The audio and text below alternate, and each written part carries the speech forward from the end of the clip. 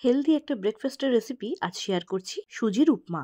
১ cup সুজি fry প্যানে হালকা করে একটু ভাজা করে নিলাম। তারপর ওই ফ্রাই প্যানেই সর্ষের তেলের মধ্যে দিলাম সর্ষে। তার উপরে দিলাম একটা পেঁয়াজ আর কিছু সবজি, আলু, বিনস, গাজর দিয়ে নাড়াচাড়া করে নিলাম। এটা অল্প একটু নুন দিয়ে আর ঢাকা দিয়ে ২-৩ মিনিট রেখে দেবো, সেদ্ধ হয়ে যাবে।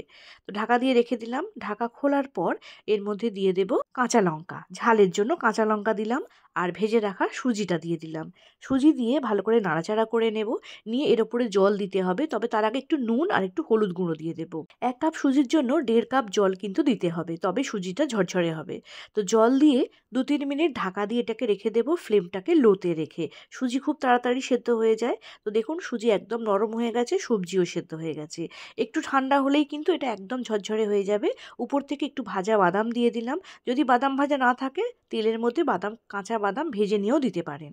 তো রেডি হয়ে গেল সুন্দর একটা ব্রেকফাস্ট রেসিপি। কেমন লাগলো জানাবেন।